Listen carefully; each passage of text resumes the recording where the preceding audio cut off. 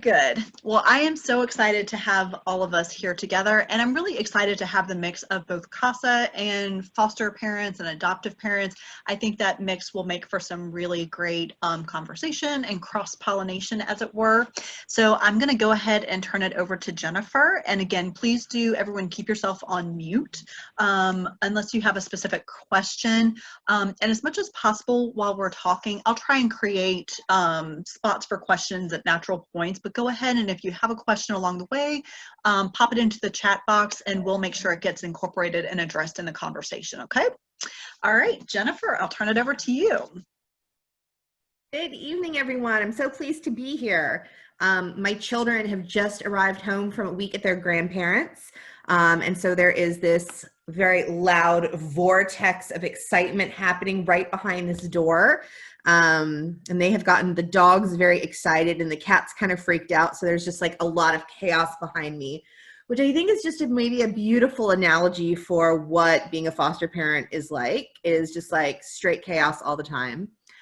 I was super excited to be here because, the reason that I am a CASA now is because of my experience as a foster parent and seeing the role that CASA played in that case, and really feeling like, even though our house is full now, feels very full sometimes, is full now, really wanting to continue to be part of the system, recognizing that it is a broken system and recognizing that it is a system that causes a lot of pain and a lot of hurt, and yet it is a system that we need.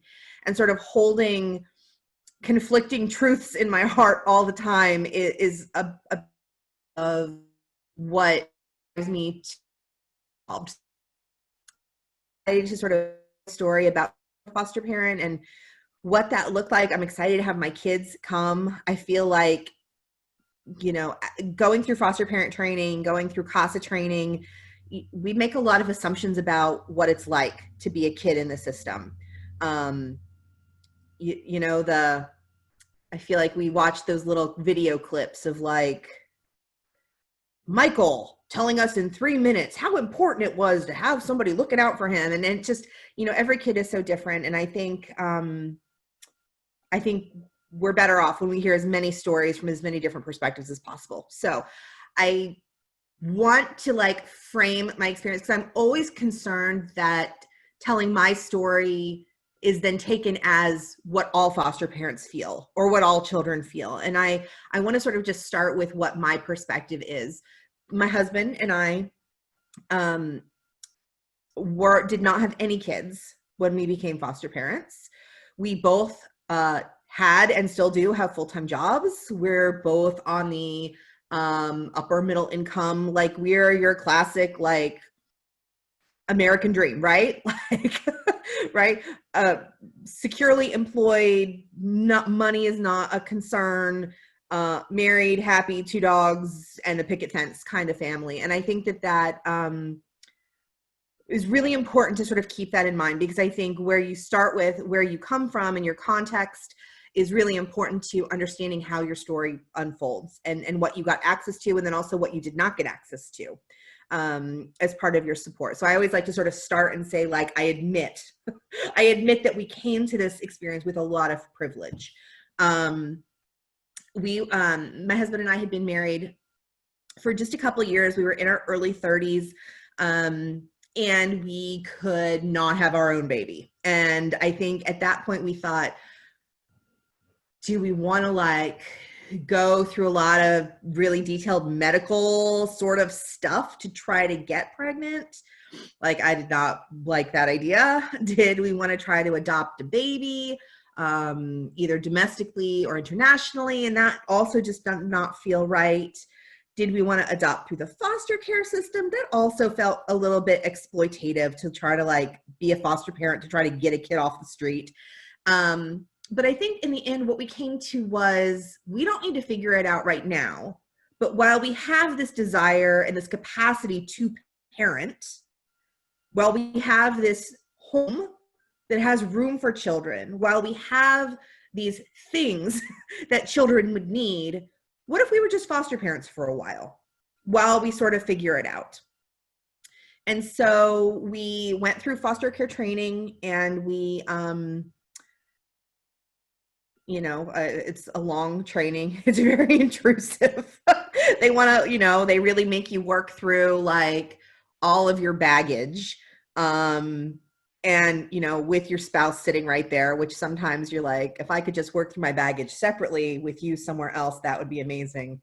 But yeah, I mean, it was fine. It took us, I would say, 6 to 8 months to go through that process. And then the home study was written up. And one thing that I think was really helpful is that we had asked our placement worker, so that's the DSS worker who's not going to be your social worker in your case, but just is going to help fit the kid in the right house. We had asked the placement worker to come and do a session with our families. So we invited my parents, my sister, her husband, my husband's parents. Like, we all had this big dinner and got together, and they kind of talked about like what it's like, what is it like to be a foster parent? It allowed our families to ask a lot of questions that I think our families were kind of trepidation, a little bit freaked out about the idea of us being foster parents, about like that they felt like that was really, we were really putting ourselves in a precarious position. I think when you think about your children and you see them getting married and you think they're going to have their own babies, and suddenly it's like, nope, we're going to let, strangers, strange kids into our families. I think that they were nervous about that. That was not the vision that they had for their children. But having that initial meeting with the placement worker, I think, helped us all get on the same page. And I think that was really helpful. And for what I heard from our placement worker is that is not a standard practice. And I really afterwards said, I think it should be a standard practice, like at least an optional offering. The more that you can get your support network in there, kind of on the journey with you, the better that it is. And so they called us between Christmas and New Year's and said, we have a couple kids that we think might be good options for you. And we had said, we're open to whatever. Like we're not going to put any restrictions on it in terms of age, in terms of race, in terms of special need. I think our only restriction was our house was pretty narrow and had a lot of stairs. We were like, I don't think we could not deal with a kid in a wheelchair like that. That was really our only criteria. And they called us and said, there's two kids, there's half siblings, a 5-year-old boy and a 2-year-old girl, and they have been in the system for a while. Termination of parental rights is scheduled for the end of January, so less than a month away. And they said, we feel pretty good that this is going to go through termination of parental rights. So would you be an adoptive placement for them? And that was like, whoa, like, what? We were right. That was not what we had in mind. And I think we wrestled a little bit with like, how does that feel? And I think at the end of the day, we said yes. We said we would be interested in meeting them and we would like to explore it and things like that. And what we learned over the course of the next month is that they were in a placement that was just a temporary one. Our son, the older one, had been in several placements and had already had one failed reunification. There were 3 kids actually in the case with 3 different dads, but the middle child was staying with her dad. So it was really just the older kid and the youngest kid that were coming into care, or that were in care. And there were some really severe, significant mental health problems with the mom. And that there was really no option, and no family had stepped forward to say that they could do this. So we were like, okay, fine, let's move, right? Fine, get these kids in my house. And it took a long time. It actually was a full month later when we heard, we were still like just in the preliminaries, that the TPR trial, which had been scheduled for 2 full days, had only gotten through the second witness. in those 2 days. And they said, we're not done yet. We need to reschedule. We need to put more days. And the earliest, because it was so complicated, so there were 3 dads, a mom, the DSS attorney, and there were then some GALs assigned as well.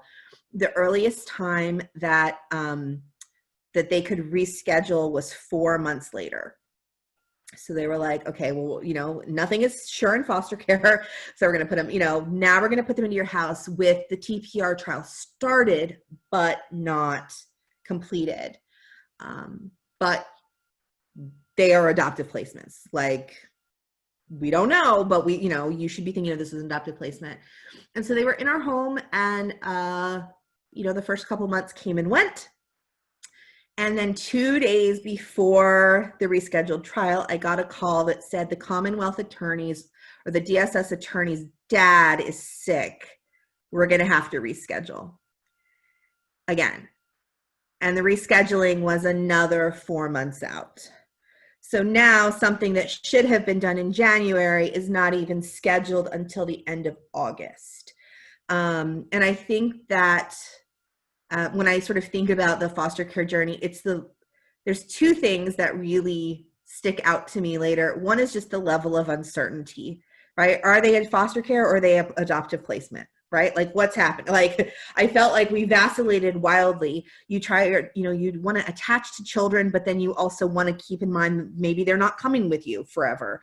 You are trying to help them. Our oldest son was 6 by now. Trying to navigate through this idea of like, who is my dad? Like, are you my dad? Or am I going home? Like, there's, it just having the uncertainty was so difficult. I am an extremely competent person. Like, I'm not a visionary, but I'm extremely organized. Like, I get things done, like an absurd number of things. Like, I'm just extremely productive in my life. But this was one area where you completely have to give up control of everything. And that was so difficult. And I think the second piece was, and this is something that I think is true in a lot of cases, is that I'm trying to think of a nice way to say this, is foster parents are not equal partners in the process, right?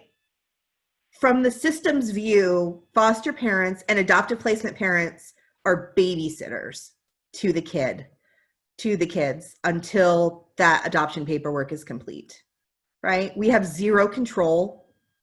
Lots of times we have zero input. Decisions are made and then we are informed later on. And I think when you are spending, 24/7 so much time with those kids and you are so invested and you feel as a foster parent like, I know these kids now better than all of you guys put together. There is this sense of great disrespect to foster parents. And I don't think, looking at the other players, nobody was outrightly disrespectful to me. No one was mean. No one brushed me off. I just did not have an equal place at the table in the laws, in the processes, in the policies. It feels very disempowering. And while you are simultaneously holding the most precious lives in your hand, like, you have these children that they just give you, right?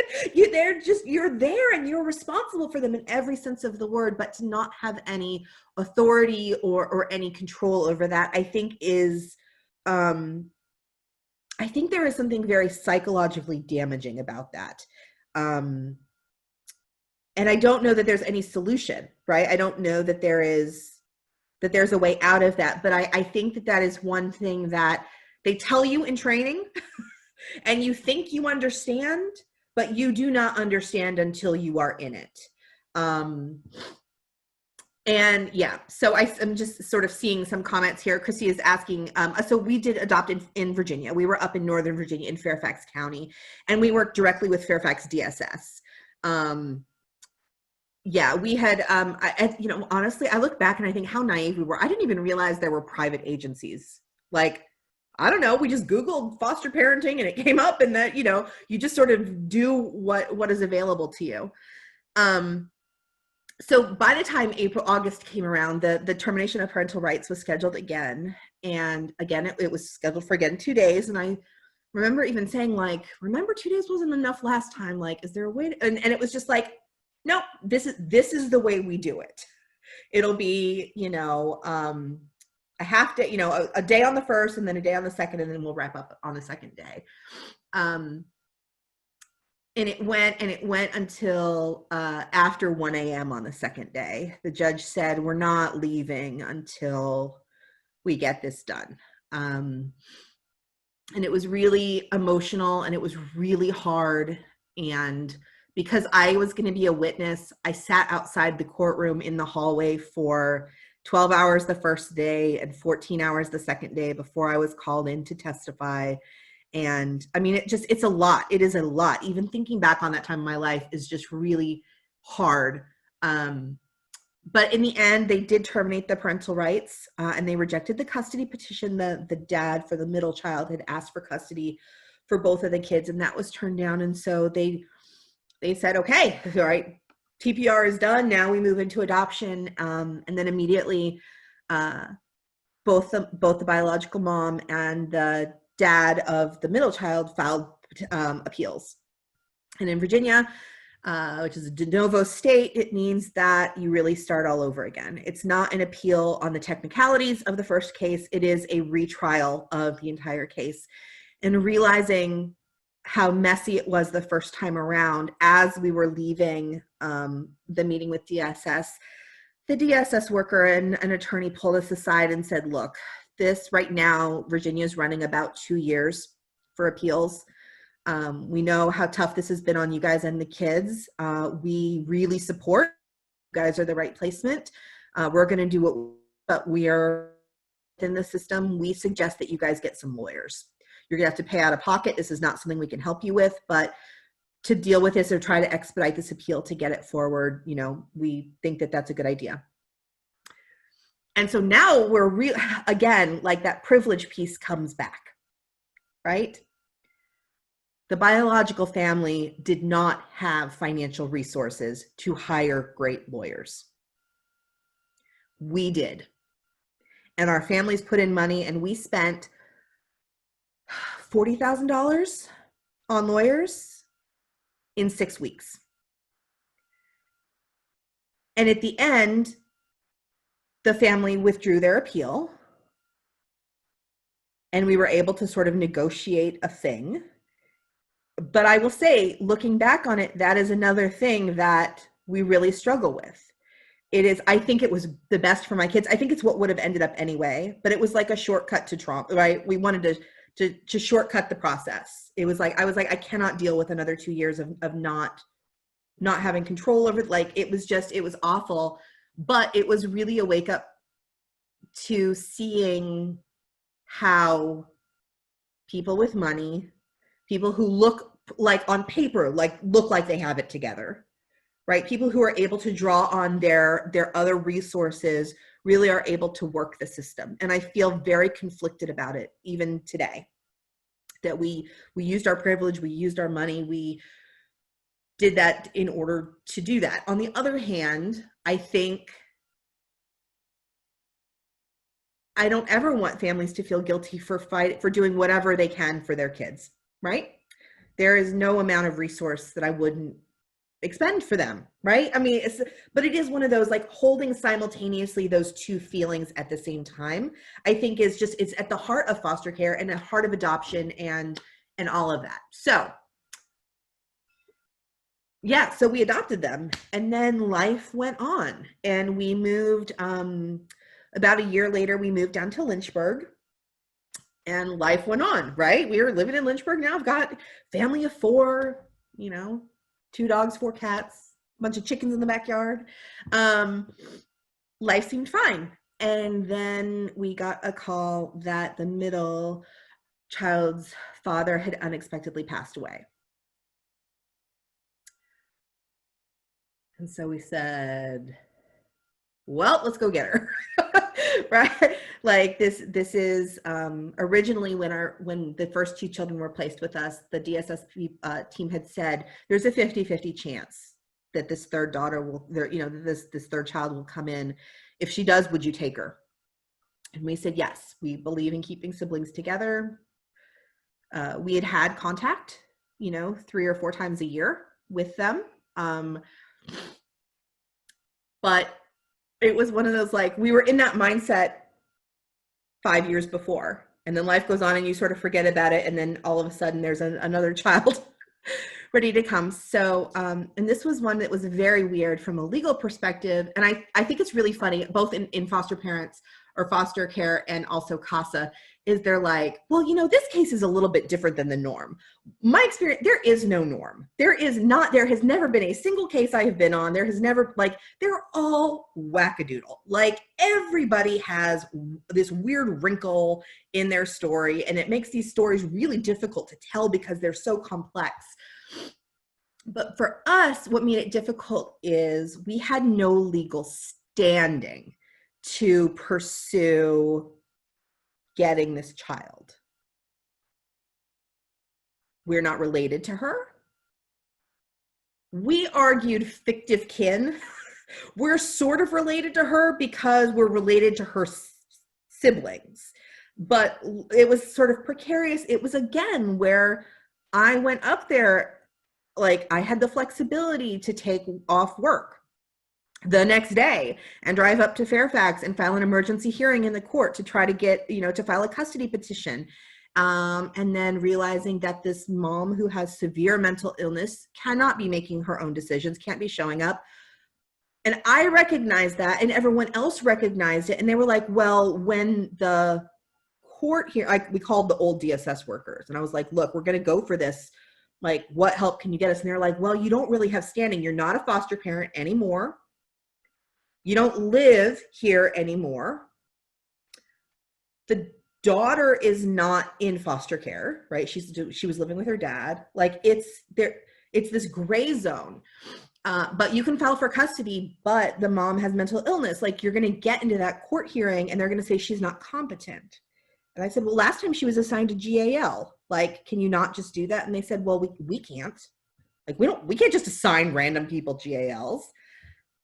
And we were like, well, okay, but we have like 2 feet of paperwork that shows she needs it. Like, there's no way to, like, a child who is has a closed case with you guys, there's no way to do that. And they were like, well, no, we can't. So I, again, left work, drove the 5 hours up to Fairfax to get to the court, the J&D courts, to file an emergency appeal to get my adversary in the case to be assigned to GAL. Like, it's so wild. And I think that is, in my own head, that was my good deed that offsets the hiring a lawyer before, right? This time I made sure she had a lawyer. But it was one of those, it's very, very weird. It's very weird. So in the end, we were able to get custody. It was a huge, I'm leaving out about 16 chapters because it was messy. It was not right. There was a lot of mistakes in the case that nobody had picked up on. The father had been living with the mom despite a protective order that said they shouldn't be together. So when the dad died, the daughter was in the home with the mom, who has had the rights terminated, has a protective order that says she can't be around the daughter, but because nobody knew about the protective order, nobody knew. I mean, there's a lot of sort of backstory about, like, constantly finding more information and trying to figure out, like, how do these pieces fit together to get your daughter. But in the end, we got legal and physical custody. But there is no legal path to adoption because the mom's mental illness means she can't consent to sign over her parental rights. And parental rights are, like, the most holy of all rights, is that you can't sever them without So because our daughter never came into care, like was never in the foster care system, DSS has no legal standing to initiate termination of parental rights. So we're in this zone where we will keep legal and physical custody of her forever. And then I guess when she's 18, if she wants, we will be able to adopt her, because she will be an adult then and we can do that. But it makes a weird dynamic that our 2 kids are adopted and the middle kid is not. It is hard. I think it is hard for her. It is hard for my other kids. It is weird that I didn't change my last name when we got married. So we were already like a 2 last name family, right? I'm Jennifer Woofter and my husband and our 2 adopted kids are Bonds. And now we're the Woofter Bonnet Carrions. Like that is on our Christmas cards.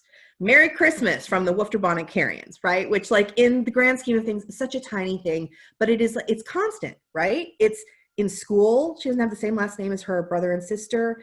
And when we go to the doctor, we have to explain why she doesn't have it. She's 11 now. She's old enough where it really feels, especially when you're a preteen, I feel like everything that makes you different is so hard. So anyway, despite that, I think we've adjusted really beautifully. Yeah. And now I have 3 kids and 2 dogs and 4 cats and chickens in the back. It is chaos all of the time. And I think I know that we have a bunch of specific questions to sort of go through to talk more specifically, and Christy's going to help me with that. But I think, I don't even remember what I was going to say. I think the thing about foster care is, right, like it's never over. There's always something, right? It's just like nothing with your family's ever over. Your biological family, right? Like somebody gets sick or somebody loses a job or somebody gets addicted to drugs or somebody's born with developmental disability.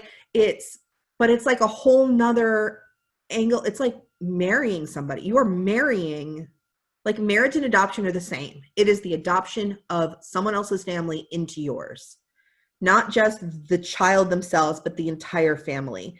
And it continues to evolve over time. And I think part of being a good foster parent and a good adoptive parent and a good CASA is realizing the interconnectedness, not just of you to the children, but of the children to their families and you to their families, as a result of that. And I think the more that we can keep it as a family to family level, rather than thinking about it as a child, us to our children and our children to their families, but really think about it as a family to family. I think we are much better and we honor our children by doing that.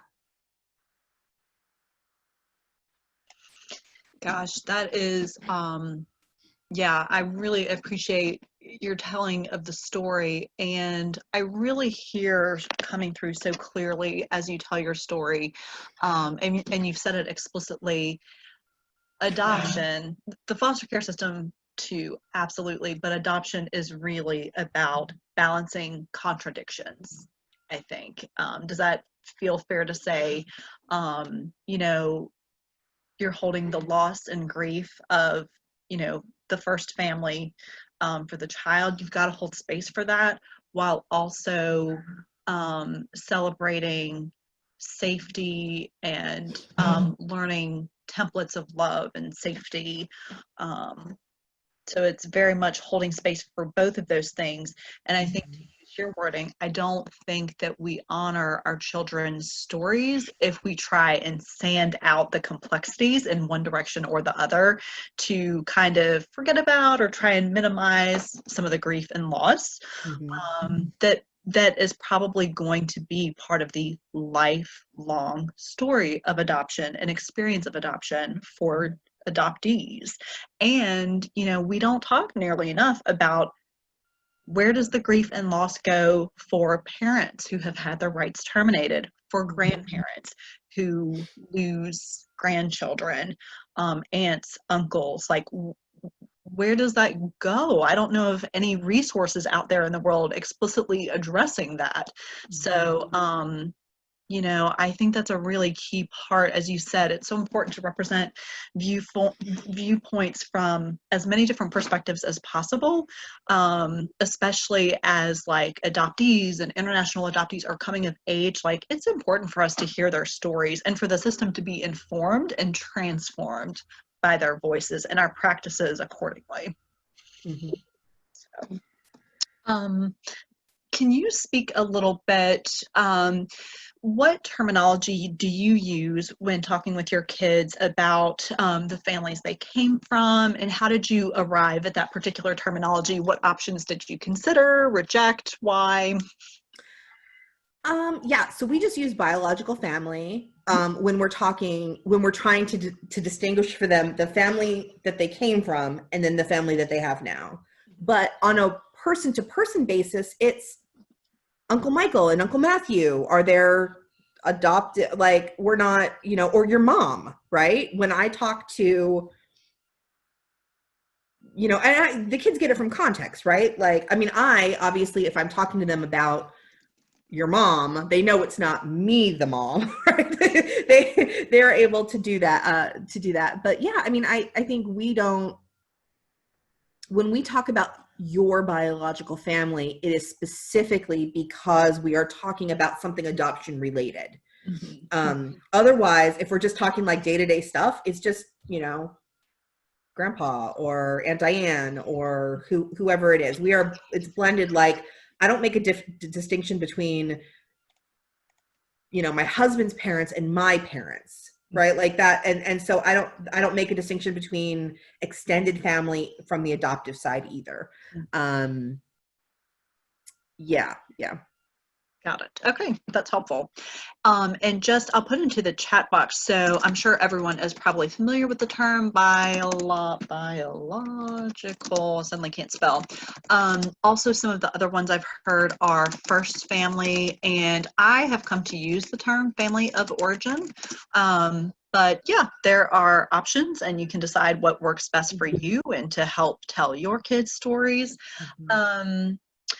Can you talk? Wanted to say, sorry, just to jump in, I think about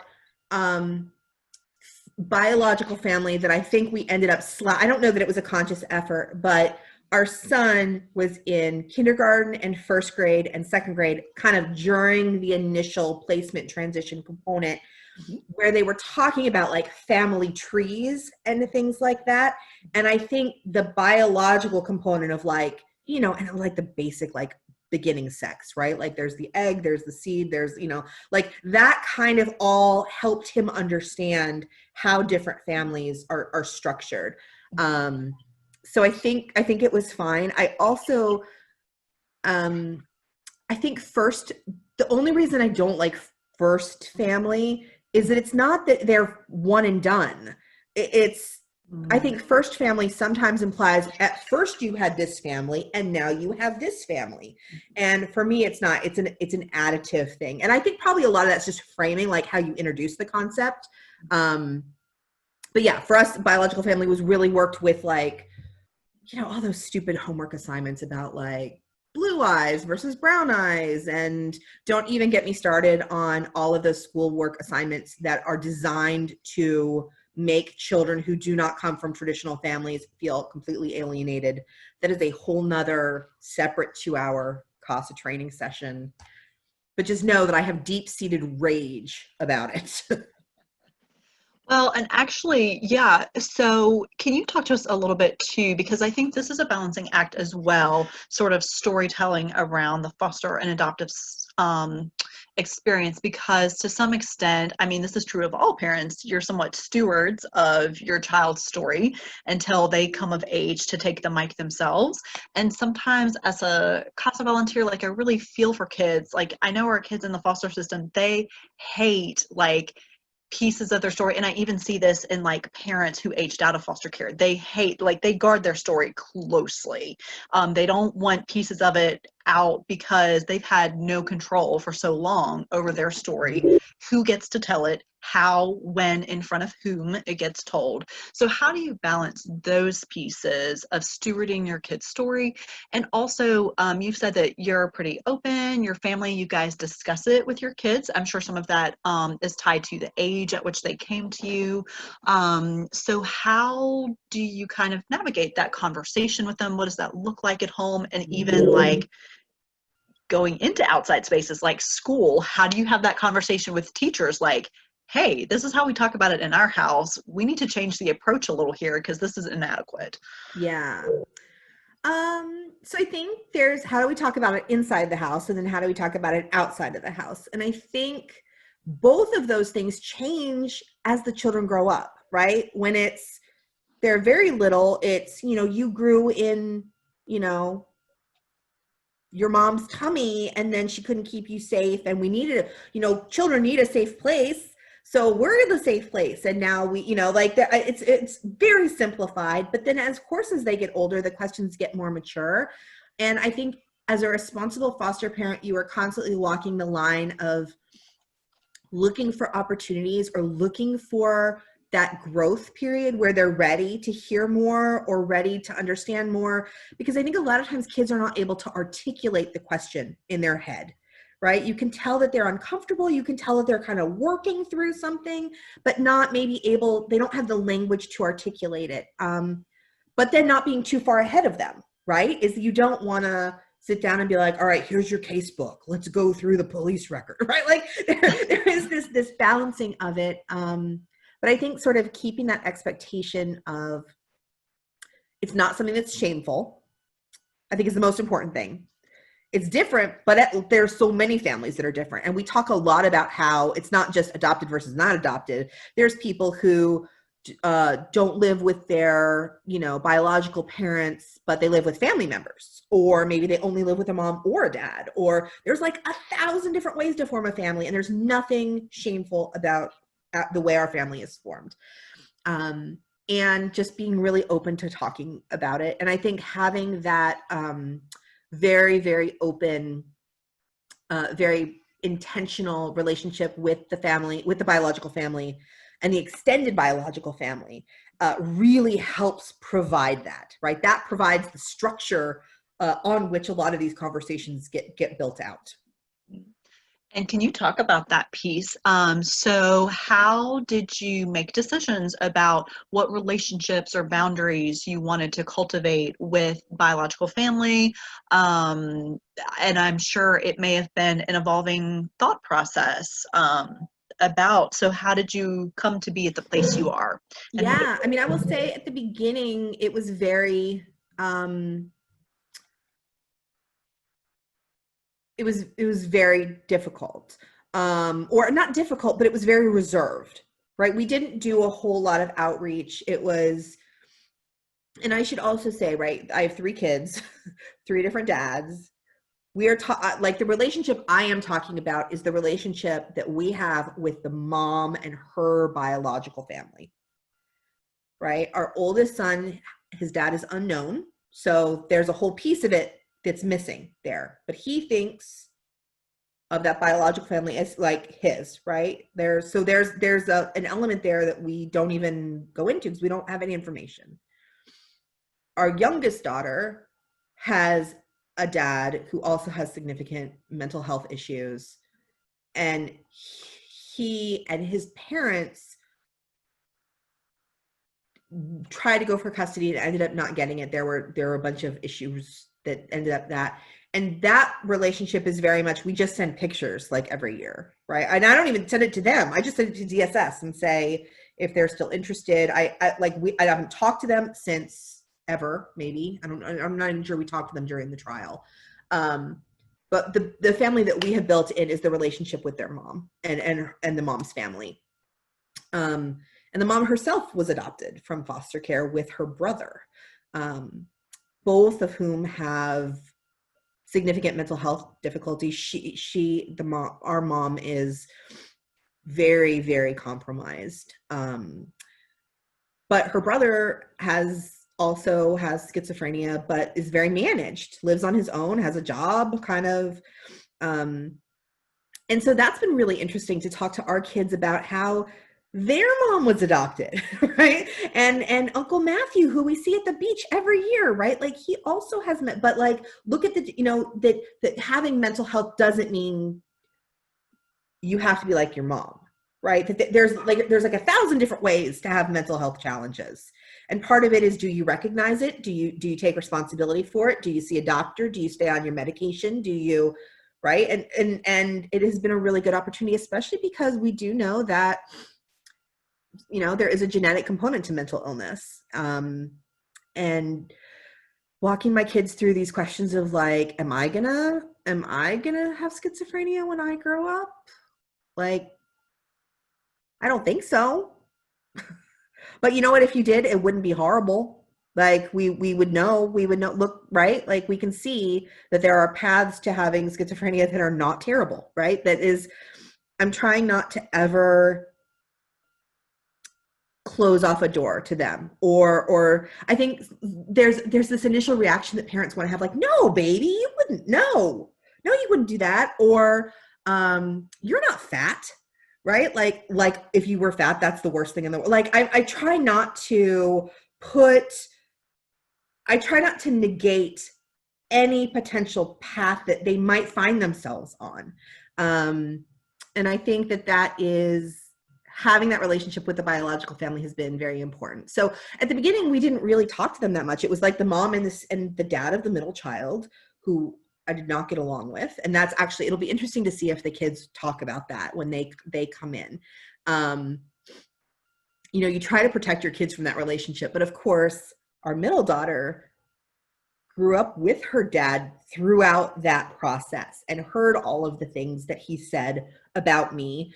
And my kids heard what I said about, right? Like it was very interesting to get all the kids together and have them, you can hear them talking in the background amongst themselves, deciding, who's the bad guy or whatever. But I think, there were times when we would say we went for more than a year where we did not talk to the dad because he could not maintain boundaries. Like he would say things that were really, really inappropriate or factually untrue, or would try to put the kids on with their mom when she was in the psych ward, and just like poor decision making. Nothing was overtly dangerous, but it was like, my kids are kind of in a precarious mental place right now. Like that's just not good. I'm not closing the door forever, but like right now this is not working. And we've gone through phases like that with their mom too. Like when she is kind of in a spiral, we won't talk to her for a few months or a year, but she comes back, right? And we do visits when we're up there. And it's been really, really good for the kids to see that, It's been really good for them to see it, because I think what I hear, what I've learned from my reading and training and things like that, and what I've seen in my CASA cases, is that if you keep your kids apart from their biological family, they will fill that vacuum with their own stories about what really happened, about my mom is really amazing and she was screwed over by the system, right? Or my dad wants to come here and he's amazing and he's just, he wants to be here, wants to be a good dad, or like whatever the stories are that help them fill that making sure that my kids are actively seeing and engaging and being loved by, because I mean, even when she was in the depths of psychological break, she loved those kids. She loves those kids.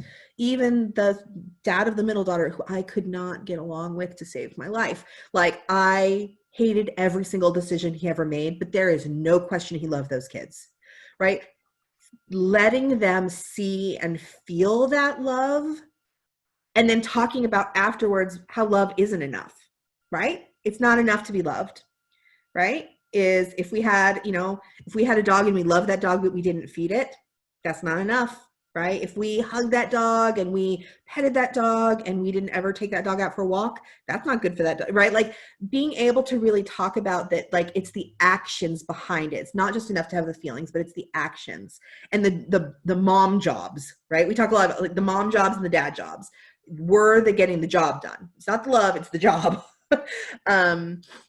Has been really helpful. But yeah, I mean, we go to the beach every week or for every year for a week. We stay in the same beach house with our kids.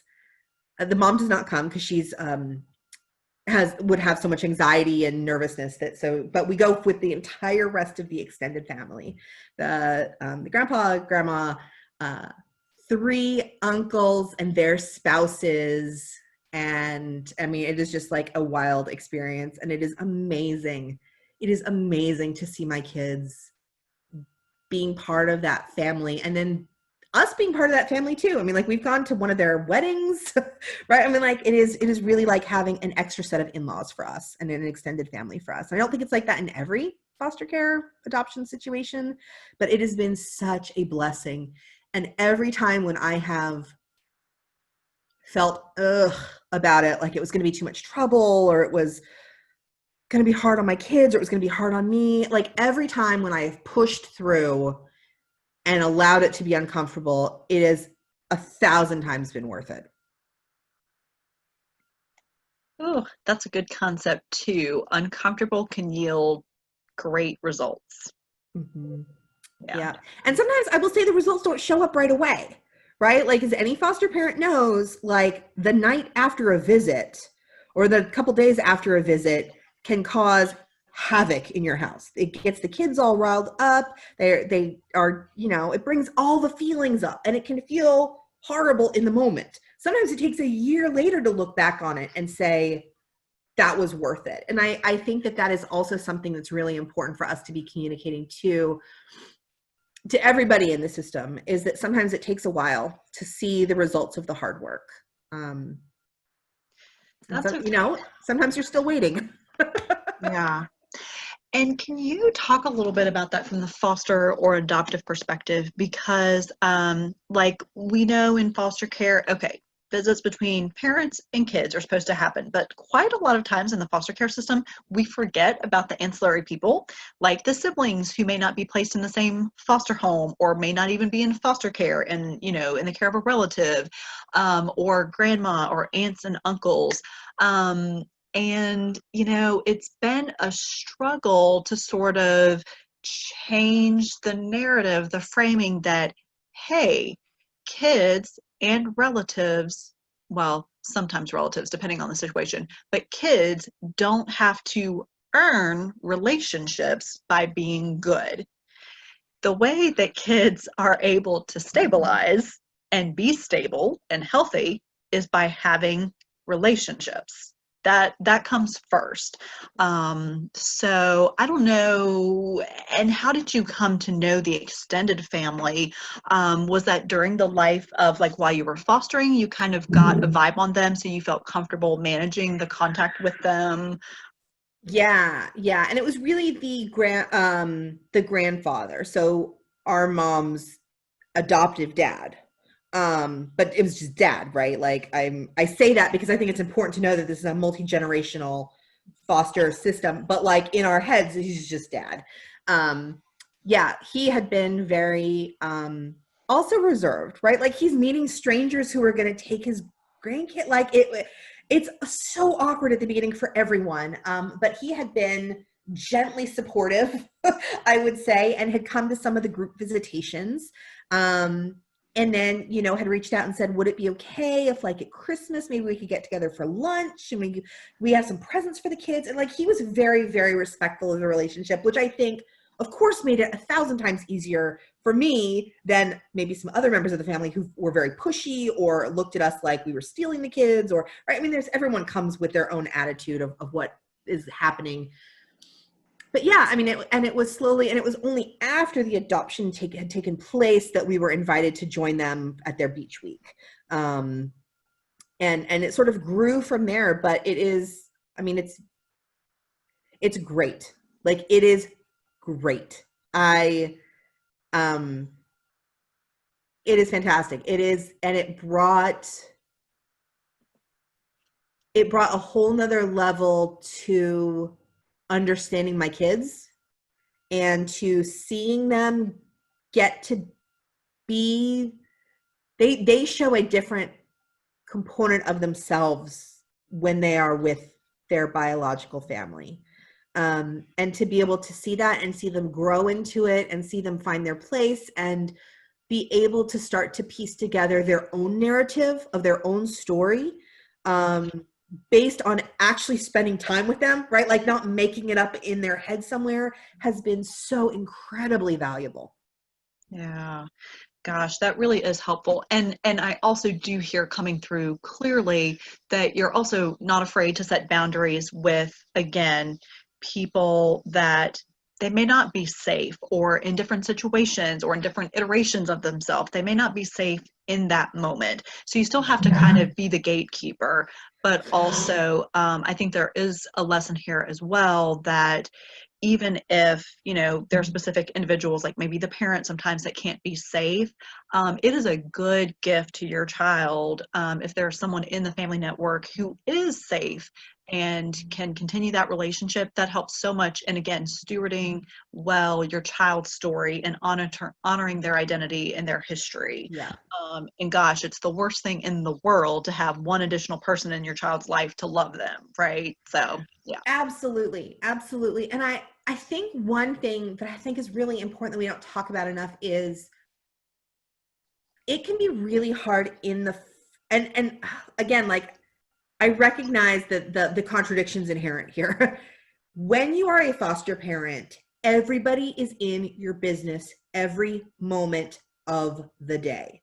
The CASA, bless their heart, is wanting to see visits. You have DSS visits, you got mom and dad visits, you got sibling visits. I mean, like it is, you're like, I'm exhausted. I'm completely overwhelmed. Just learning to be a parent. I've got everybody in my life wanting a piece of me, wanting a piece of my kids. I'm already like struggling. It can be really hard to do as much as you should in building those relationships with the extended family. And I think in some cases, there is a balance, right? Is sometimes you do need a full weekend where it is just you and the kids in your pajamas on the couch, eating popcorn and watching movies. Like that is a hugely important part of the bonding and building your own family experience. Every weekend, every spare moment can't be with other people, right? With other, you know, because I think that does.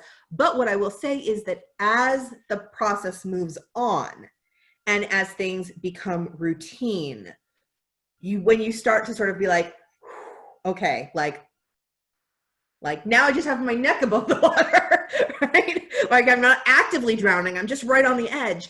There is that is when you should be saying, is there somebody else I can be bringing into this story? And I mean, like, right.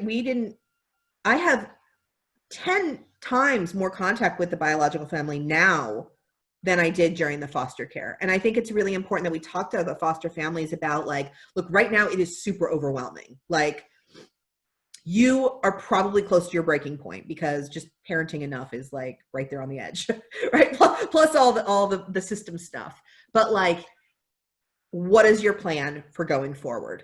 Like as some of this stuff starts to calm down, how are you going to be ramping up in other areas? Because it's a lifetime. It's a lifetime's worth of work. Absolutely. Well, and I want to be cognizant of time too. We definitely want to leave time for your kids to come and chat. But you mentioned the CASA. Can you talk a little bit, so transitioning from that role of foster to adoptive parent, and your kids had a CASA, can you talk a little bit about the role that you feel like they played and how your perspective of CASA might have changed, et cetera? Yeah, so I didn't know anything about CASA, like did not even recognize the acronym before we were placed with the child, I think. I don't even know if we heard about it in training. But Mary was our CASA's name, and she worked the case all the way up through adoption. She came to the adoption. I still periodically text her photos. My kids still talk about her. So our son was 5.5 when he was placed with us and 7 when he was adopted. he had been in DSS care or an open CPS case. Like there was active system involvement that entire 7 years. We talk a good game in CASA and in foster care about like a 1-year timeline. That is a pipe dream. Like in these 7 years, my son had been in 5 different foster homes before he came to us, including 1 failed reunification. 2 other children had been born since then and had their own removals. And during those 7 years, they had at least 4 social workers, multiple supervisors, 2 different judges, different GALs, 3 different GALs, different. I mean, like everybody had come in, like people had come in for their 1 year, right? And then they had moved on. They got promoted, they moved to a different division, they now worked on the adoption side rather than the foster side. Our CASA was the only person in the case who stuck with our kids the entire time. They were the single holder of their complete story. And I think when I look back at how complicated those hearings were, about how long we had to testify in front of the judge, like it was the value that the CASA brought. And I don't even think I appreciated it at that time, right? I really just saw her as the lady who came twice a month and sat and read books, right? Like I didn't see all the work that she did behind the scenes. But afterwards, when I sort of put it together and saw that she really was the only person who knew everybody's name, right? She's the person who had the contact information for the social worker 3 people ago. She was the one who testified and was really able to demonstrate the pattern of behavior, that it's not just, and especially for neglect cases, neglect is really hard to prove, right? Like what's just sort of like bad parenting versus what is neglect? Like really being able to show that pattern was really, really helpful. And I think when we were done adopting and I was sort of thinking about how angry I was about foster care and about the system and how many conflicted feelings I had about it, I thought that CASA was the one place where I felt like you could be sort of like the ray of sunshine in a broken system. You're in the system, but you're outside the system. You sort of are straddling that line where you kind of have to play by the rules, but you have so much more flexibility than other people and such an opportunity to advocate in a different way. So that seemed like a really good fit for me. Yeah, absolutely. Okay, if anybody has any final questions for Jennifer before we bring the kids in, then feel free to shout it out or put it in the chat box. And I also want to mention too, does anyone have a question right now, or do we want to go ahead and bring the kids in? Okay. Jennifer, if you want to go grab the kiddos. Give me just a second. Okay. And I'll mention to everybody else, this is not something that I had specifically advertised in the flyer, but, you know, I definitely see it's clear, like people are really getting a lot out of it and identifying a lot with Jennifer's story. If people are interested after the training officially finishes at 8, I'm happy to stay behind, and even if you want, create some breakout rooms, like maybe the foster parents want to kind of process what they heard in their own experiences with other foster parents, and if other CASAs want to kind of process what they heard, and I'm happy to sort of create that space and create that community if there's anyone that wants to stay behind. But you definitely don't have to, and you'll get your certificate in any case. Okay. Yeah, let's push the chairs forward enough that we can shut this door so that outside. All right, push this chair and come in so we can shut the door behind you.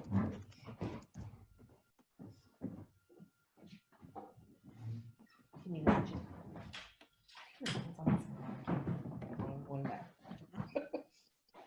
Hi guys. All right, hold on. We're all here. It's hard to get everybody in the picture all at once. Yes. I understand you guys just came back from a visit to grandparents' house. Recently back. Well, hello. You guys probably aren't going to be able to see everyone all at once, and some people have their screens blanked, but my name is Christy, and I work with CASA. I actually am your mom's current CASA supervisor, so I talk to her at light. I talk to her a lot, and we talk a lot at night around like 9 o'clock, 10 o'clock sometimes. So if she's ever squirreled away, it's probably me she's talking to, maybe. Do you guys want to introduce yourselves to us and tell us your name and tell us something either that you're proud of or that you want people to know about you, something that you think you're good at or that's cool, or yeah, what's one thing you want people to know about you? All right, you go first. My name is Jason. You're going to have to speak up. Okay, my name is Jason Vaughn, and I really like to draw. Yeah, and you're 13. Yeah, and I'm 13. Nice. Okay. What types of stuff do you like to draw? Like monsters and robots. Awesome. Are you good? I guess. Nice. Do you have like anybody, a model, somebody that you really like how they draw, that you kind of really like their work and you try and pattern after, or? Not really. I mean, I like Anna's drawings.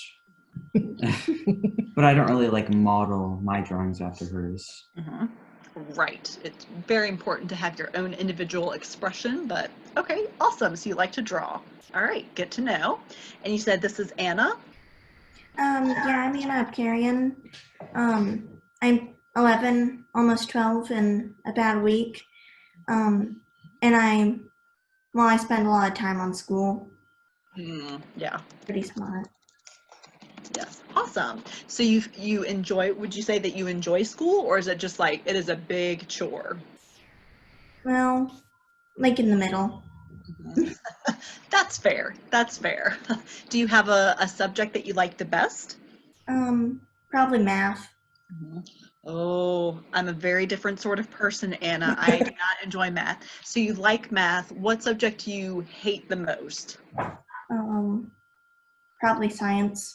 Yeah, gotcha. What are you studying this year in science? Are you studying something boring like rocks anyway?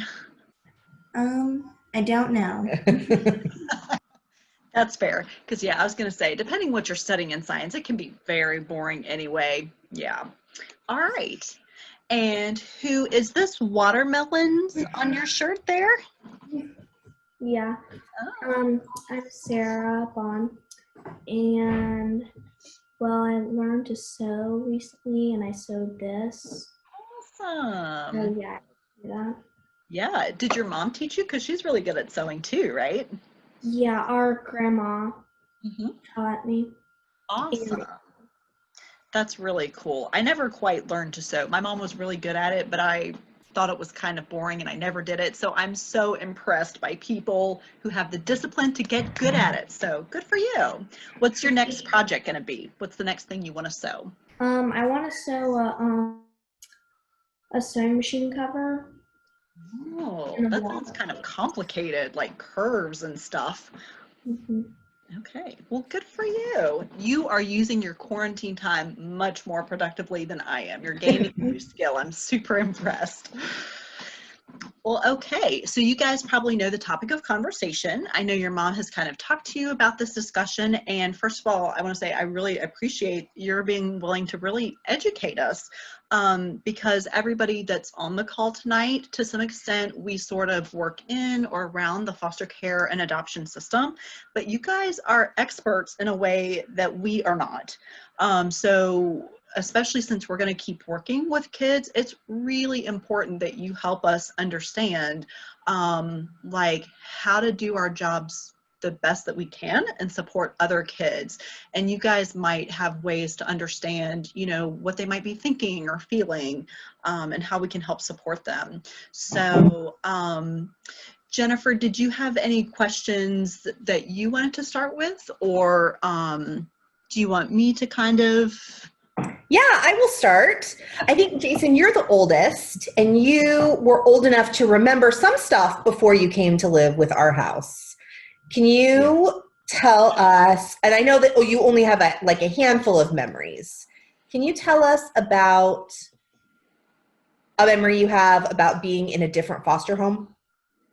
Yeah. I remember it not being super fun and kind of scary. Mhm. So what made it scary? So like one afternoon, I remember being in our apartment, and then like a lady in a black car showed up, and then she went to the apartment and told them I had to get in the car and leave. Mhm. And then I remember her having a big argument with Anna's dad, but I call him Uncle Joe. So this was when you were still with your mom, Yeah, like the social worker coming to take you away? yeah, to my first foster home, I think. Mhm. And I remember the big argument, and then her eventually winning, obviously. Then getting into the car, but then just being dropped off at the foster home, I think. Mhm. And I remember not really liking the foster home house because it just wasn't like they didn't get it. They were kind of mean, Mhm. I guess. Gotcha. But yeah, I remember Sarah also being there, but I don't remember her being in it a lot. I remember her just being a baby. Apparently just eating donuts all the time. Yeah, I remember her having lots of food. But yeah, I remember spending maybe like 4 months with the first foster family, I would guess. Yeah, And then you went to another foster family, Miss Cynthia. yeah. And I remember that I think it was my choice to go in and as a foster home with Miss Cynthia because originally she was my babysitter while the first foster parents actually went on vacation with their daughter. Mhm. So they kind of just got a babysitter for me, maybe because it's too much money to bring me or something. Mhm. But they sent me to another house for like maybe 2 weeks. Then after that, I decided that I wanted to move to that house because I remember it being super fun, or not fun, just better. And I remember it being a family of Black people. But yeah, I remember them being super tight and stuff. Mhm. A big house. Is super tight a compliment in this case? Yeah, Okay. family. Gotcha. So what do you remember about coming to live at our house? Oh dang! I remember our dogs going insane. We did. We had 2 black labs that were very excited to have children around. Yeah. But I do remember there was a lot of engagement, a lot of questions that I didn't exactly remember. Like my mom, I do actually remember my mom having to repeat things to me over and over again. Like she would tell me the answer and I would get the answer, but then I'd forget it immediately. And then I remember like lots of those practices. Since in my first foster home, we ate super unhealthy. We didn't really learn that much. And I do remember it being much better with Miss Jen and Mr. Bill. Yeah. Pretty sure Or not. there was another place where they were called Miss Jen and Mr. Bill. That is true. So one of the weird things about our case is the first foster family that Jason and Sarah lived with was Miss Jen and Mr. Will, and we are Miss Jen and Mr. Bill. So in the one, I guess it was easy, right, to remember that. So Sarah, you were only not quite 2 when you came to live with us, right? Yeah. And you do not remember anything about living with your mom or in the old house, right? Mm-mm. Do you have any memories of being in a foster house before us? No. No? I just remember that at our house, there was this one time where I stole the remote, but that's it. You stole the remote?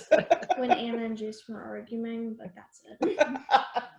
So do you think that makes it easier or harder to be adopted? Easier. Easier because you don't have memories of before?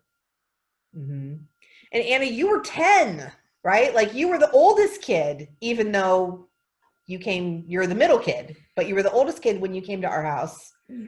So what do you think? I mean, you were old enough to really remember and still remember, right? It's only been 2 years. Yeah. So what do you think was the hardest part about having to come to a new city and a new family and a new school? Well, I didn't really like calling you mom and calling dad. It just was weird. And, well, I didn't really have that many friends, so Yeah. yeah, Do you still feel like it's weird to call us mom and dad? no, How long do you feel like it took for it to feel normal? half a year. Really? I think that's fair. I remember that when you first came here, you just called us Miss Jen. Miss Jen and Mr. Bill. And we had said that maybe sometime you would. And I distinctly remember a conversation where that I overheard Sarah being like, just do it. Just do it. Just call her mom. Well, Anna was basically not calling her anything at all. She was like, You there. silent. Can I have something? Or So you guys grew up for a lot of years, just Sarah and Jason. And then all of a sudden, Anna was here in our house too. What do you think was the best part about all three of you guys being together? that's a difficult things were, let's one. just say, it was more fun, I guess. Mm-hmm. Since Sarah and I actually spent a lot more time apart. But yeah, we were super close. Like, maybe it was 5 minutes a day we spent apart from each other. Yeah. But the only thing we didn't really like about Anna coming is that, well, actually not. I don't mean it in a mean way, but Anna was sort of sucking. Did everyone hear that Anna was sucking up? I think that you also I feel like both of you guys said, Mom, you're so nice to Anna. Why are you being so nice to her? Do you remember saying that? Yes. Yep. And what did I say? Because she's new. Or no, because she wants, like, Anna not to feel more Uncomfortable. discluded from the Mm-hmm. mix. So do you still feel like I'm nicer to Anna than you guys? Nope. Mm, No, it's not. mostly it's, because Anna has better manners. no, Anna does have very good manners. it's not exactly nicer. Just in the politeness and quietness and schoolness part, Mom would Better generally appreciate. more appreciate. I think that's fair. I do appreciate Anna's diligence, good manners, and her commitment to schoolwork. So, Christy, what questions do you have for us? Yeah, I was going to ask, so how do you guys sort of manage, well, first of all, like when you meet new friends or like are introducing yourself, how much do you feel like being adopted is part of your story? And how much of that do you want to tell other people on your own? How much of that would you rather just, I'll keep that to myself, and if I decide down the road to share it, then that's my business. How do you manage that piece? Well, for me, I feel like it's fine telling them like most of it. Then the special parts I keep to myself and say I don't want to tell them. But also I feel like telling them it takes a long time and it's just sort of annoying to me. Mm-hmm. I really love that, Anna, that you keep the special parts for yourself. I think that's a pretty good rule of thumb for a lot of things, actually. Yeah. Yeah. So I do the same thing, except I don't share as much. I don't really have that much to say, except for the stuff I don't want to say. So I basically just tell them that I'm adopted and I don't talk anymore. Gotcha. And would you say for you, like your silence or opting out of telling your story, like that's your way of exercising your freedom of speech, basically? Like, hey, I have the right, this is how I protect my story. Would you say that's true? Not really. No. I just keep it to myself. Yeah, no, that's completely fair. What about you, Jason? When I first started telling my friends I was adopted, it was like in second and third grade. Mhm, So I was much more open about it. mhm, I had no idea that was like a big deal. mhm. My friends would freak out like, "Oh my gosh, you're adopted!" And like, I told a lot of personal parts, but only to more like my close friends, like Giacomo. I know it's kind of a weird name, but he's like a very close friend, and he knows all about the adopted stuff. Mhm, So yeah, I'm a bit more open about it, mhm. and like my friends are cool with it. Like Nice. the thing people know about me. Go ahead. Uh-huh. Once in 5th grade, my friend Sam, he said, like there's this joke about people who are adopted, and they would say, "You're adopted," and then like I felt kind of annoyed about that, and so I said, "I'm adopted," and then he like started retreating back and stopped doing that for a lot. Good for you, Anna. That's some good yeah, Sarah. Anna. Yes, I'm sorry. I got confused on the order for a second, but that's some really good self-advocacy. Good for you. Did that feel good when you were able to kind of put him in his place, or Um, I didn't really show emotion.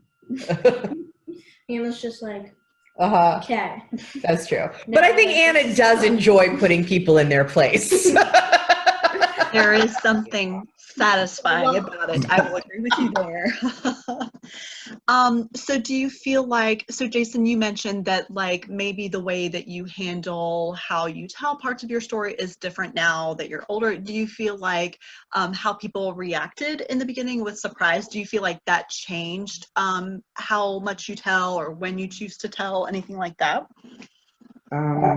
Yeah, I mean, in middle school, like the things that people were into are now like more inappropriate and more like just more stuff that's not really child's.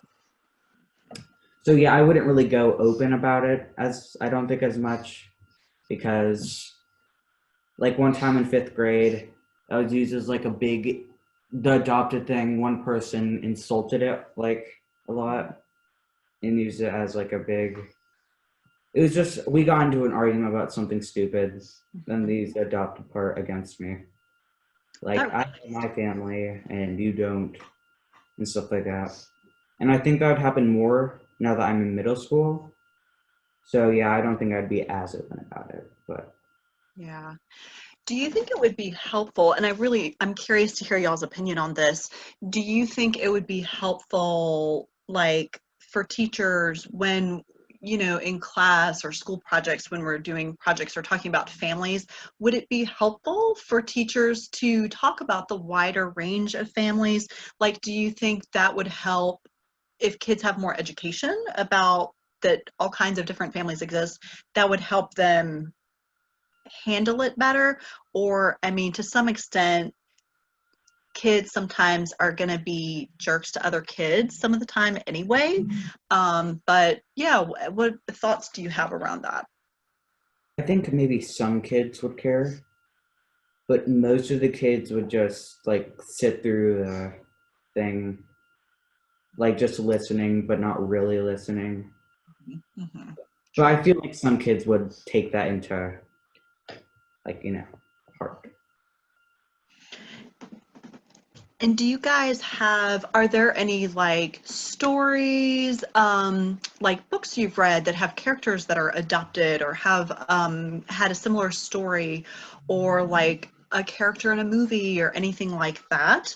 Um, and if there aren't any characters that you've seen around you like that, do you think it would be cool to have a character in a story that was adopted that you could say, oh, their story is kind of like mine?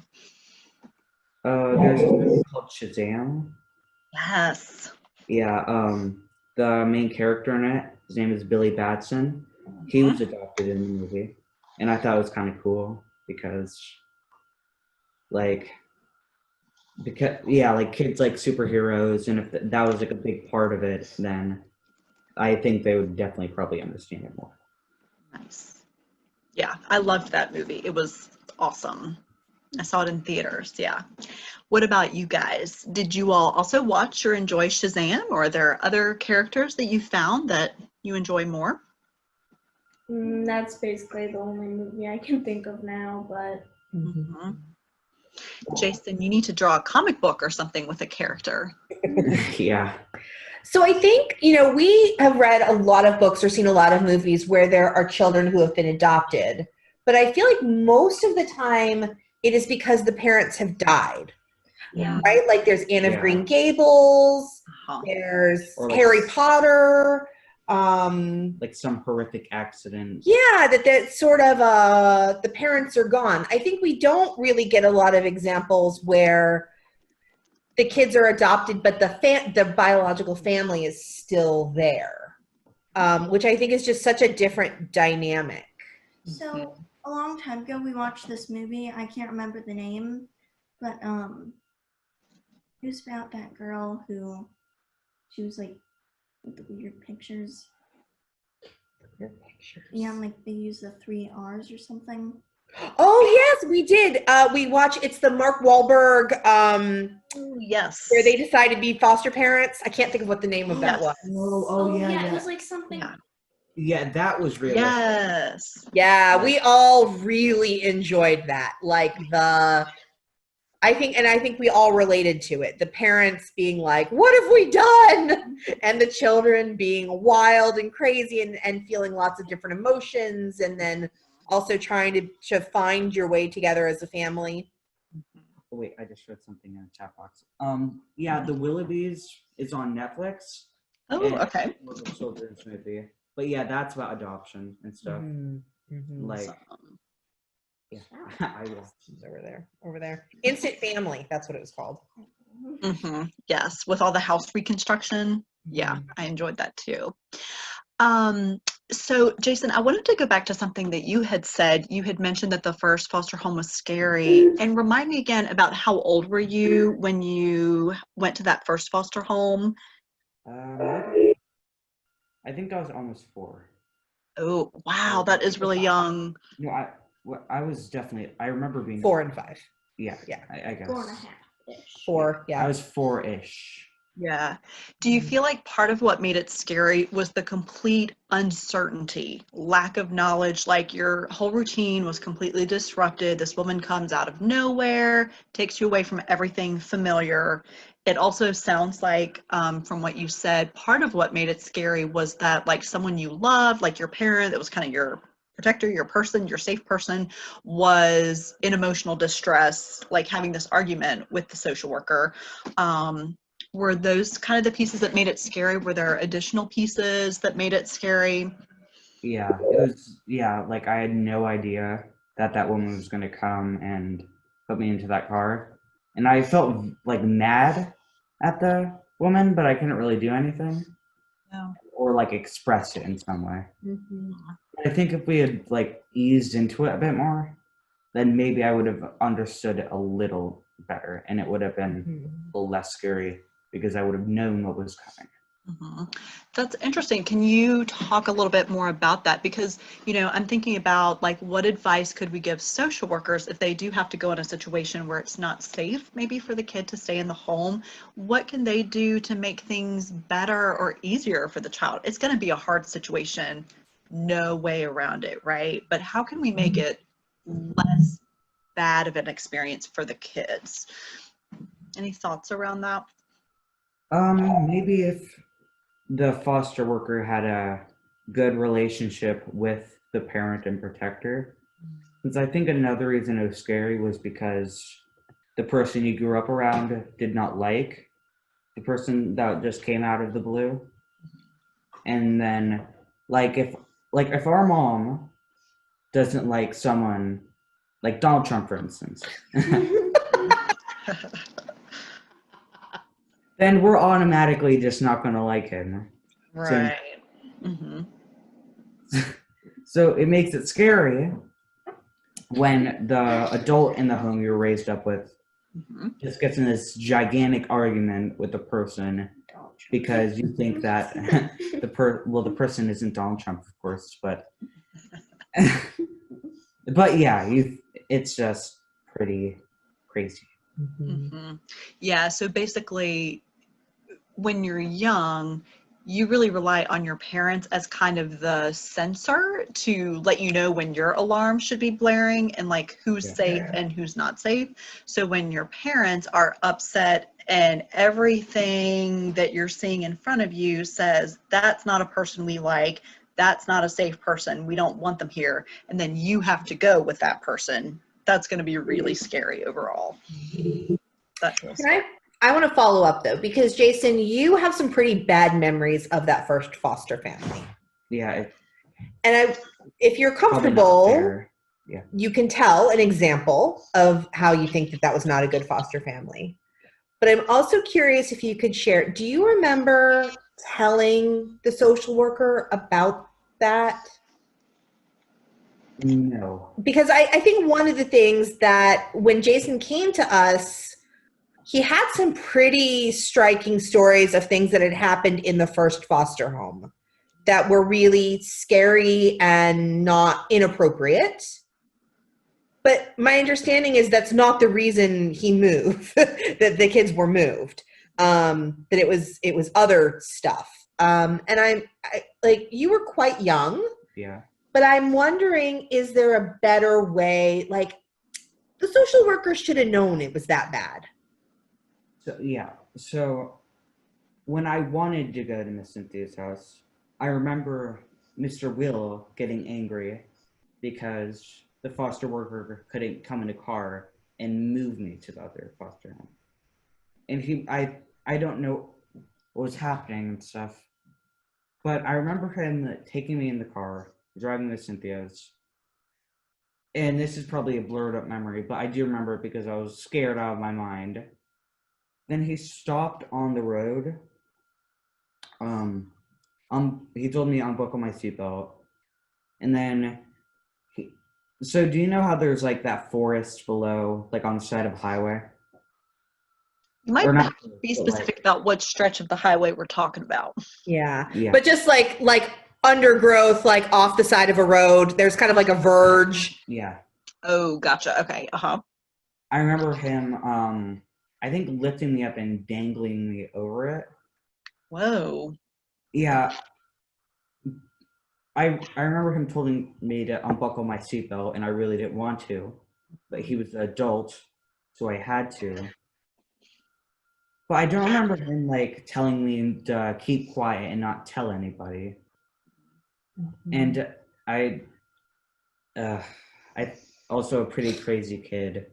So whenever a foster worker would come, I'd probably get super off topic and not say anything about the first foster home. And probably a lot of these are really misrepresented. They probably weren't as bad as I'm describing, but that encounter with the car was definitely happened. Yeah. And does it feel fair to think also that like if things like that are happening in like the routine and like your foster parent isn't telling you like that's a really weird and abnormal thing that I just did, like as a kid you might think that's normal, or like so it might not occur to you to tell a social worker about it specifically. I don't know. Can you tell us a little bit about do you guys remember your CASA? Miss Mary? Mary? Okay. Coming to our house, like, I don't know, maybe 3 or 4 years ago. Again. I think it was more than that. It was when we lived at our old house. Yeah. Oh, I thought it was when we lived here because I remember. So I don't think we ever met. She didn't ever come to our new house here in Lynchburg. But do you remember her coming? She would come and read you guys books and play games and. We could play a game called Mom. But Yeah.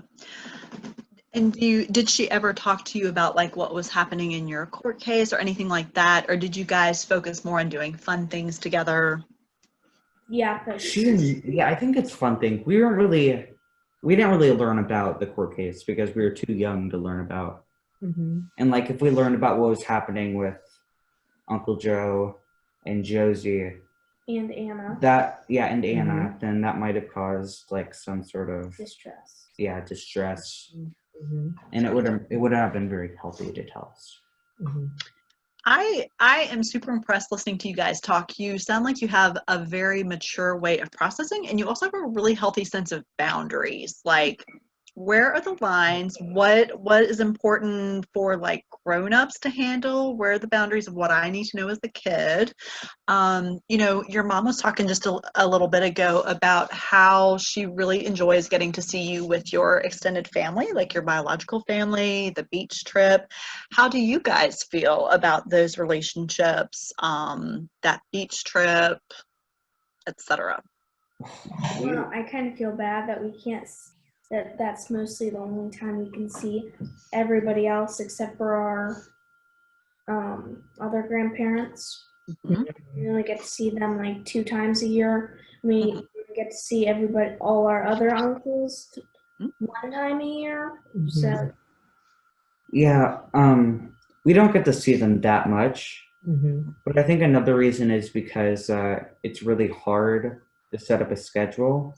Like with our mom, for instance, I remember us getting unfairly mad at our mom because we weren't able to see Josie that much.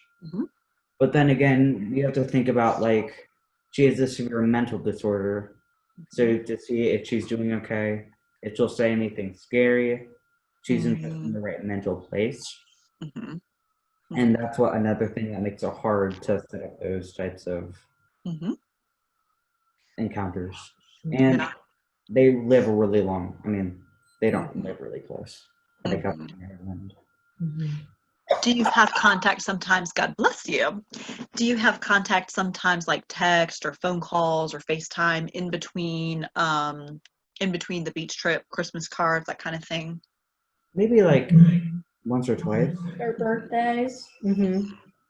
Generally, we're like super focused on school and stuff.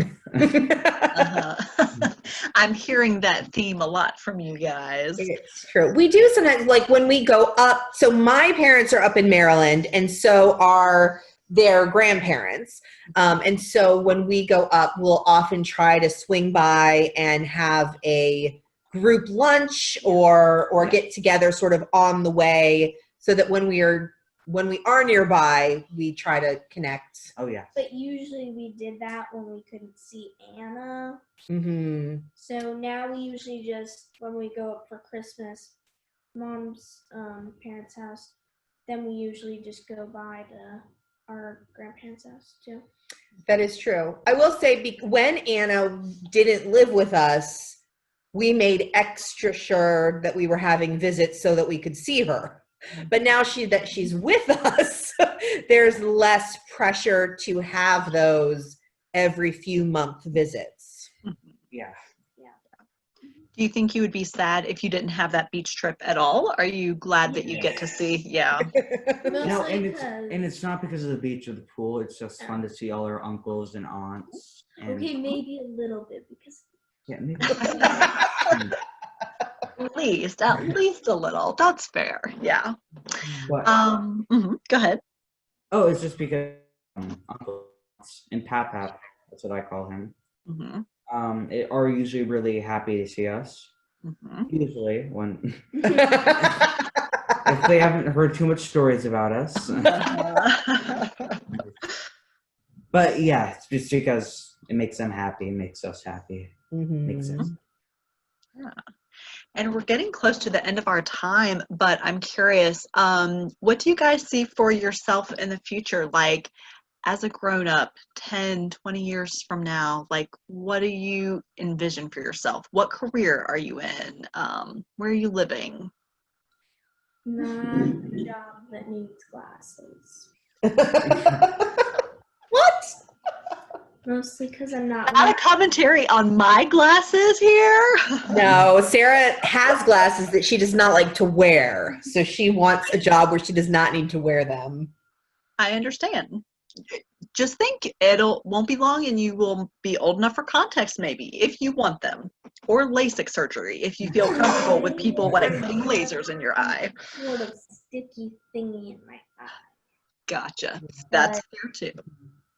Yeah. And you can go. Oh my God. Um, And it's gonna get the farthest out of all of I us. want to be really productive. Everybody does it. Yeah. Non-productive. Whoa. Whoa. Whoa. And more than me. So it sounds like, do you feel like you want a job where you can really see like what you've gotten done and feel a sense of completion? I get that. Yeah, that makes a lot of sense. Awesome. Do you want a job where you work with your hands, or where like it's mostly brain work, or? Mostly brain work. Yeah. Okay. It sounds like you're very diligent and again, very engaged in schoolwork. So it sounds like maybe you're kind of going on that path. Good. What about you guys? Miss Sarah, Mr. Jason? I don't focus very easily. And that's kind of a nice way of putting it. Oh, we're focused on graduating from high school. Yeah, right now. That short-term goals, you know? But also I'm not really good at math. I mean, I can't focus on math for long periods of time. It's tedious. It's not my jam. But if I wanted to talk realistically about maybe get like money-wise, good income, then maybe a construction worker. Yeah. Yep. I mean, it's not obviously what I'd rather much be a treasure hunter or like, but something with a reasonable income that doesn't involve math. Yeah. And something that you're active. You really like being active with your body, right? Like you don't want to be sitting down all day. Yeah. Mostly like, Yeah. But me, unlike Jason, really likes math. That is true. And what are you going to be when you grow up? A lawyer. Oh, you sound very confident about that, Sarah. she could do it. Why do you think you would be a good lawyer? Contradicting, as Anna says. Uh-huh. Not exactly what I was thinking, but you enjoy a good argument. I enjoy a good argument. I feel like I usually win those arguments. You won't back down. And I feel like I write good thingies. Yeah. And I like demanding. I guess that's what a lawyer does. And whenever I get in trouble, she always goes up to mom. She's like, "En contra, mother." She is a good advocate for her brother. Like if I get in trouble, just slip gummy bears under the door. But what has to be done has to be done. And then she'll like come upstairs with like a little agenda. So Jason, this is a 4-piece plan for you to get you out. Nice. That's But good. payment. Yeah, gummy bears. Yes. If you're going to be good at something, you might as well, make a living out of it. Yeah. Well, guys, this has been a pure delight talking to you, really. It has been quite enjoyable. Is there anything that we haven't asked about that you feel like you want people to know? How important is it to you guys that you can talk to me and Dad about the questions you have about your biological family? Well, first, I feel like you already talked to us about this. I do. But usually, we usually talk to you, not Dad, because apparently you guys planned that out or something. No, it's just because mom is good with talking to people. Yes. And Dad's more like, when will this end? It's not that Dad isn't bad, because whenever he like gets into a conversation, he can be really serious about that type of stuff. Just mom is either tons of patience or like, Jason, leave. Not any of us like talking about garden work. It is true. That is Dad's specialty. Dad But I think does work really hard. Okay, so everybody who's listening on this call is either a CASA or maybe they're a foster parent or maybe they're an adoptive parent. And I think one of the things that we talk a lot about is your story, is it over? Is it over and we don't need to talk about it? We really only need to focus on the future. Or do you think it's really important for kids who have been through foster care or been adopted or are in a custody situation? Do you feel like it's really important to be able to talk freely and without embarrassment or things about questions that you might have? I think it is, but I feel like that's not going to change the way that they still feel. Yeah, like it's important to talk about it, but that doesn't mean that it's going to make it okay. They're just going to do it. I mean, like, their parents might be saying, like, come on, you can talk to us about it. But then I feel like they might think that that's the wrong decision, and they might not be, and if they do it, they might not be telling the whole thing or the truth. But like the parents might not be, or that the kids might not kids. be. Yeah. Do you feel like you're able to tell your parents everything, or are there things that maybe you don't tell them because you feel like it might hurt their feelings? Like, I really miss my mom today, my biological mom, or things like that. I feel like I've already told her all that stuff. Yeah. And do you feel like that's helpful for you? Do you feel like that is a support for you when you're able to kind of process that and like get a hug or have someone be sad with you if that's what you need that day? Well, about like 2 years ago, after my dad died, they had this therapist, and I didn't want to go to it, but they still made me. Not me. And I was very non-social. No But she way. made her talk about it over sorry. Yes. You were non-cooperative with the therapy. Or more like Anna just wanted to forget about the entire thing. She didn't really want to. Sure. Yeah. I feel like that's what I hear a lot from our kids. You already have, when foster care, when that's going on, you already have so many people in your life. You don't really get control over that. You have so many people asking you questions and telling you things. You don't necessarily want to go to another stranger, tell the story from scratch again. And yeah, maybe you do want to forget. Well, this is sort of related, but I think that if, like, you think about it, like the future is going to happen one day and that'll be over, then it will. But what if, Jason's eyes. Apparently you all have differing opinions on that. Okay. Differing takes. Soon it will end. It will end eventually. but I think that you still have to focus in on the present and try to get to that goal. And that's what I did. So. Gotcha.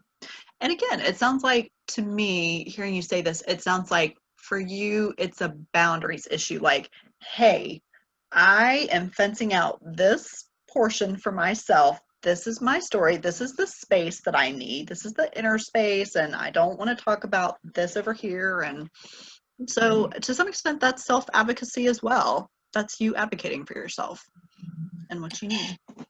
All right. So we are past our time. I think everyone is listening attentively and they will listen as long as you guys have anything additional you want to say. But is there, anything else you can think of that you feel like is important for us to know? Not really. Or like some foster parents' cases are worse. I mean, foster cases are worse than others. And that it might be harder for them to talk about it.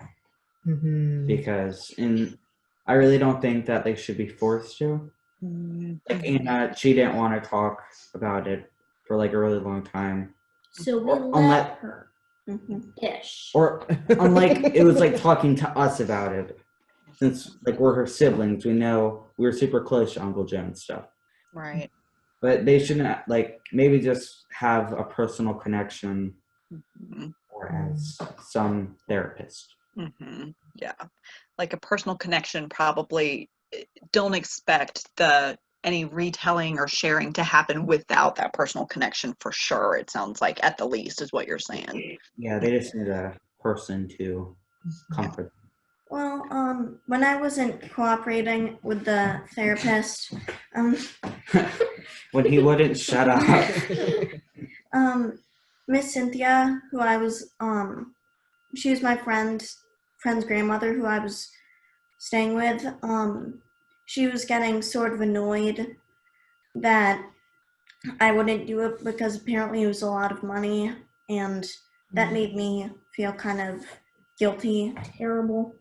Yeah. Yeah. It was very hard. So how important do you guys think it is? So one of the things is that a lot of times in foster care, it's multiple kids in a family, right? That it's not just one kid, it's brothers and sisters all together. And sometimes they go into the same home and sometimes they go into different homes. Yeah. So how important do you think, like on a scale of 1 to 10, how important is it, do you think, that they should try to keep kids together in the same home?